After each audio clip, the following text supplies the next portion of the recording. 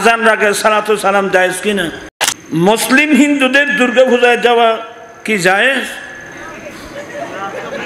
আমাদের এখানে ছেলেরা কিছু কথা দিয়েছেন, এগুলো অনেক ওয়াজ করেছি বাবু। এগুলো কি জন্য দিয়েছ? আজান রাগে সালাতু সালাম জায়েজ কিনা?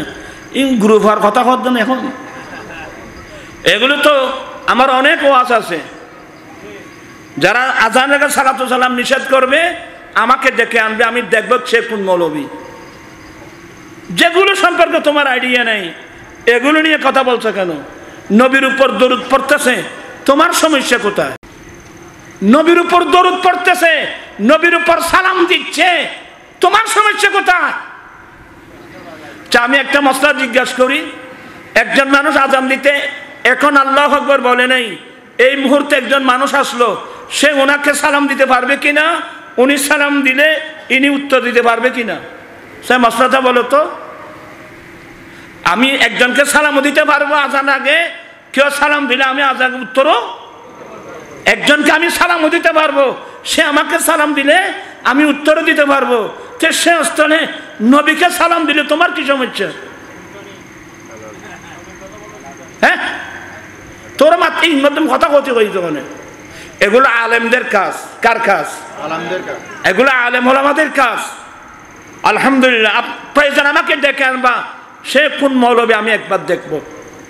একটা ভালো কাজ করতেছে, তোমার ভালো লাগতেছে তুমি করো না, আমার কথা আমার ভালো লাগতেছে না আমি করব না। আপনি বাধ্যতা ইয়ে করবেন কেন? এটাতে না যায়, এর পেছনে তোমার কাছে কোনো দলিল আছে?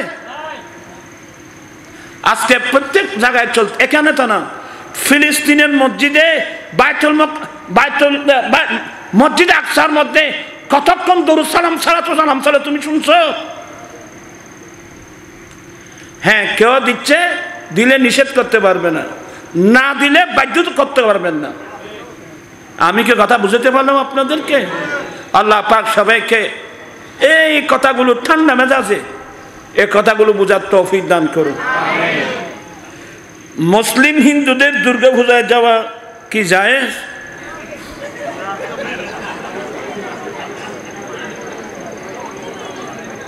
আপনারা হাসছেন। আজকে গর্ব করে যারা ইসলামের কথা বলছে, পাবলিক গেলে বুঝতাম রে, বুঝে নাই। কিন্তু এত বড় বড় মৌলবী হিন্দুদের কোথায় গেল? তুমি এখানে কি জন্য গিয়েছো? পূজা এখানে গেলে আপনাদের এই যাওয়াটা পাবলিকের মধ্যে বিভ্রান্তি সৃষ্টি হচ্ছে, আপনি জাতিকে ধ্বংস করে দিচ্ছেন। হিন্দুদের হিন্দু ভাড়ায় আমি যাই, আমি নিজে যাই হিন্দু ভাড়ায়, আমার বাড়ির পশ্চিম পাশে হিন্দু ভাড়া। হিন্দুদের বাড়িতে আগুন ধরছে, আমরা সবাই দৌড় দেব একসাথে আগুন নিবানোর জন্যে। এই মানুষের বেনামাতে গুনে কি আগুন ধরলে সাহায্য হবে না? আমরা সবাই দৌড় দেব আগুন নিবানোর জন্যে। নদীর পাড়ে হিন্দু ভাড়া বাড়িঘর ভেঙে গেছে, আমরা সবাই দৌড়ে যাব, আর্থিক অনুদান দেব, তাদের ঘর বাড়ি নির্মাণ করার জন্য আমরা চেষ্টা চালিয়ে যাব। হিন্দু ভাড়ায় কোন একজন মানুষ রোগে আক্রান্ত হয়েছে, আমরা তাকে দেখতে যাব, প্রয়োজনে তার চিকিৎসার খবর নেব, তার চিকিৎসার জন্য পয়সা দেব। এভাবে হিন্দু পাড়ায় কখন যাব? কিন্তু এটা তো একটু পূজা, পূজা মানে এটা একটা শিরিক গুনাহ। যেখানে শিরিক চলতেছে তুমি এখানে কেন যাবে? আমাকে বলেন তো দেখি। আচ্ছা ধরে নেন, আপনারা সবাই শিক্ষিত লোক, মনে করেন একজন হিন্দুকে মন্ত্রী করা হলো, একজন হিন্দুকে কি করা হলো? কেন বিগত সরকারের মধ্যে অনেক হিন্দু মন্ত্রী ছিল না? যে কোনো সরকার আমলে অনেক হিন্দু বুদ্ধ কি ছিল? মন্ত্রী ছিল।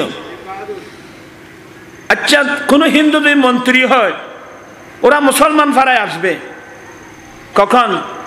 ঈদ উল ফিতরের দিন। ঈদ উল ফিতরের দিন আমাদের বাড়িতে মন্ত্রী আসবে, কারণ ওই দিন এখানে সেমাই কামানো হয়, আরো বিভিন্ন নাস্তা কামানো হয়, সে আসবে। কিন্তু কোনো হিন্দু মন্ত্রী কোরবানির ঈদের দিন কোনো হিন্দু মন্ত্রী মুসলমান ভাড়ায় আসবে?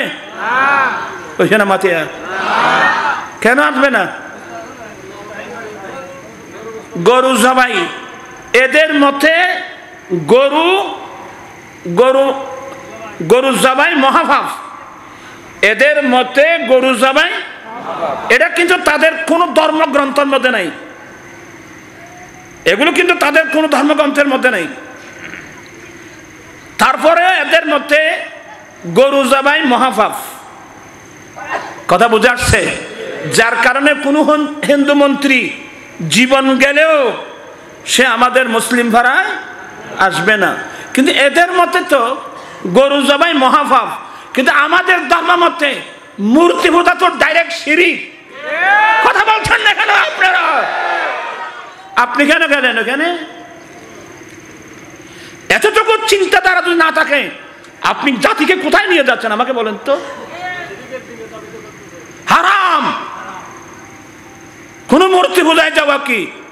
হ্যাঁ, আচ্ছা গিয়েছো, সাহস করে গিয়েছো, আপনি বলছেন এই তোমরা কলমা পড়ো, মূর্তি পূজা শিরক এগুলো করো না, এটা তো বলতে পারেন নাই, এ সাহস তো তোমার নেই। শুনেন, হিন্দুর দোকানে অনেক মুসলিম কর্মচারী আছে, মুসলমানের দোকানে অনেক হিন্দু কর্মচারী আছে। অনেক সময় হিন্দু বৌদ্ধ মিলে ব্যবসা করে একসাথে, কোনো সমস্যা নেই।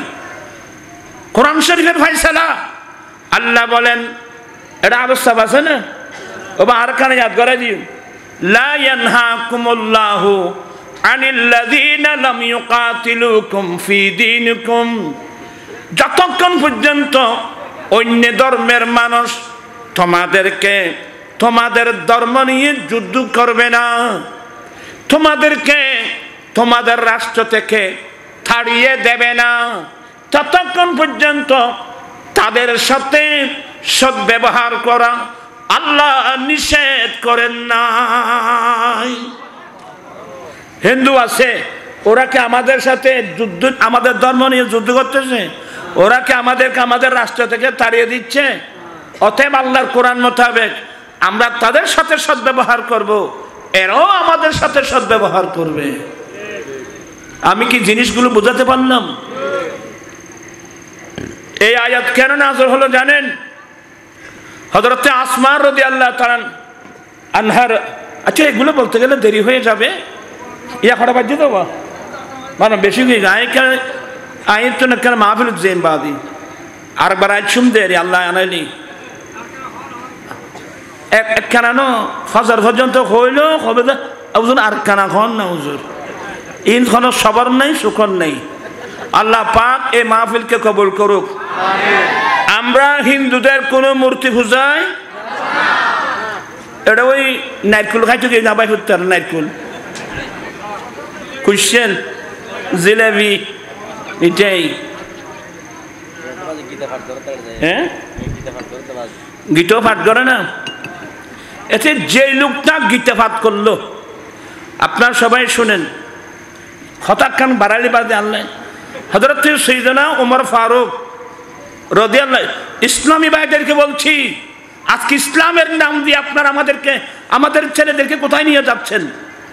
খলিফাতুল মুসলিমিন ওমর ফারুক রাদিয়াল্লাহু তাআলা একটা ইনজিল কিতাব পেয়েছিল, যে কিতাবটা ঈসা আলাইহিস সালামের উপর আল্লাহ নাযিল করেছেন। ফারুক আজম একটা ইনজিল কিতাব পেয়েছিল, তো ফারুক আজম সাহাবা একরাম তো আমার নবীর পারমিশন ছাড়া ওরা তো কোনো কাজ করতেন না। ফারুক আজম বলছেন, নবী গো, আমি তো একটা ইনজিল কিতাব পেয়েছি, এটাও তো আল্লাহর কিতাব। কম মনোযোগ, এটাও তো কি? এটা তো আল্লাহর কিতাব। নবী গো, আমি কি একটু পড়ে দেখতে পারবো? আমার নবীর চেহারার রং পরিবর্তন হয়ে গেল। নবী ডাক দিলেন, ওমর, তোমার জন্য কোরআন শরীফ যথেষ্ট নয় কি? তোমার জন্য কোরআন শরীফ যথেষ্ট নয় কি? কোরআন শরীফে কিসের অভাব? কোরআন শরীফ থাকতে তুমি ইনজিল কিতাব কেন পড়বা? এবার আপনারা বিচার করুন, যে মুসলমানের ছেলেরা হিন্দু হারায় গিয়ে আল্লাহর কোরআন শরীফ থাকতে যাই ওখানে কি বলছে যে গীতা পাঠ করছে, এদের অবস্থা এগুলো বেঈমান হয়ে মরবে, এগুলো বেঈমান হয়ে মরবে। তোমার এদের কাছে তো আমি দেখতেছি কোরআন হাদিসের কোনো একেবারে কোনো কি নেই, কোরআন হাদিসের কোনো আইডিয়াও নেই। যে স্থলে ফারুক আজমকে আমার নবী ইঞ্জিল কিতাব পড়ার কি দেয় নাই, পারমিশন দেয় নাই, ওমর তোমার জন্য কোরআন শরীফ যথেষ্ট নয় কি? যারা এগুলো করছেন আপনারা মিসগাইড হয়েছেন, মারাত্মক ভুল কাজ করেছেন। অতি শীঘ্রই তাড়াতাড়ি আল্লাহর কাছে তওবা করো, নিজে বাঁচুন, জাতিকে বাঁচান। मैं तो बीमार नबी हूँ। MBN TV একটি ইসলামিক ইউটিউব চ্যানেল।